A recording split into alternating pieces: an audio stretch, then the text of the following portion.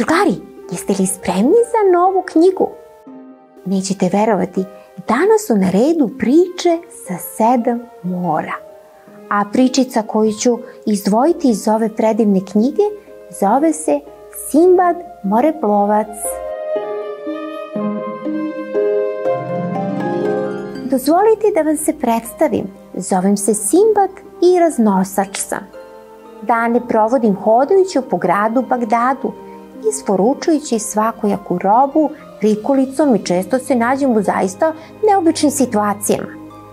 Pre nekog vremena, na primjer, nosio sam prilično težak teret kad sam slučajno naišao na raskošnu palatu svog imenjaka, čuvenog Sinbada moreplovca. Kako li je samo uspeo da zaradi toliko bogatstvo, uzviknuo sam obeshrabreno.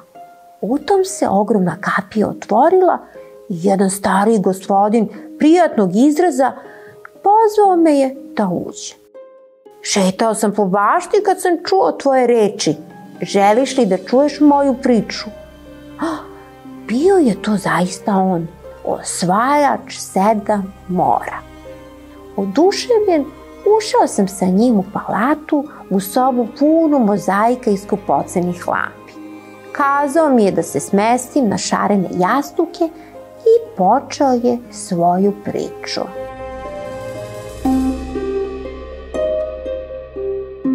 Kažu da sam još kao beba ispuzao iz kolevke, kazao je smejući se.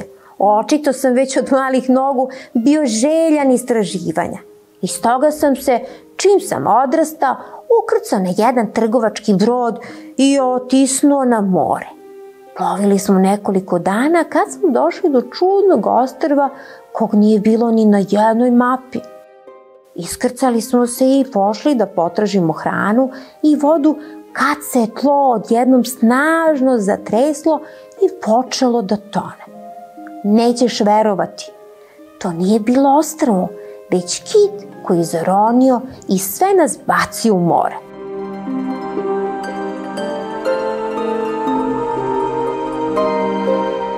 Talasi su me odneli. Šta se onda desilo, upitao sam, a Sinbad je nastavio.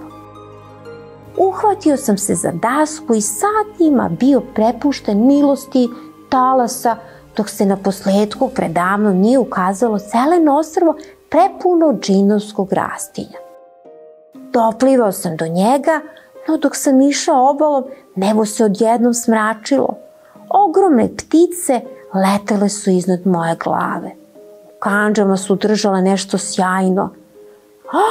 Drago kamenje, rubini, dijamanti, smaragdi, koliko li je toga svega bilo. Samo od šake tog kamenja bih se obogatio. Ptičurine su imale oštar kljun i duge kandže i verovatno su bile gladne jer su me ugledale i pokušale da me zgrabe. Potrčao sam što sam brže mogao prema kanjonu i sakrio se među stene. Čim su ptice odletele, video sam da je zemlja svuda oko mene posuta dragim kamenjem. Srećan kao dete, s mesta sam počeo da trpam dragulje u džepove dok ih nisam napunio, no pretila mi je nova opasnost.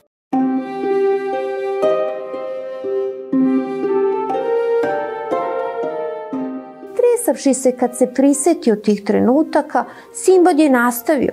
Odjednom sam čuo siktanje. Bio sam okružen zmijama otrovnicama. Već sam pomišljao kako je mom životu došao kraj kad me nešto podiglo nebu pod oblake.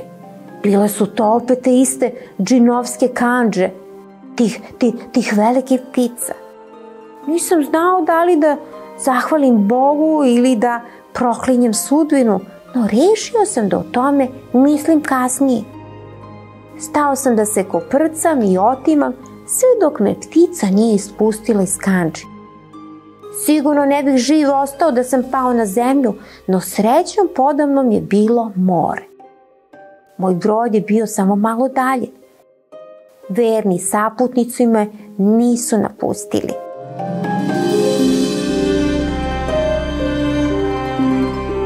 Bio sam živ i zdrav i uz to sam i dalje imao dijamante u džepovima, ali to je bio tek početak mojih dogodovština. Baš bih volao da čujem još jednu, kazao sam oduševljeno, a on mi je učinio po volji. Pa jednom prilikom smo se nasukali na daleko ostrvo gde nas je napalo pleme džinova koji su uz glasne krike zapenili od besa. I tako, nastavlja se ova priča i dalje u ovoj predivnoj priči sa 7 mora, ali o toj sledećoj priči nekom drugom prilikom. Lepi moji, doviđence i vidimo se uskoro. Lepa priča, jel da? Kis, kis!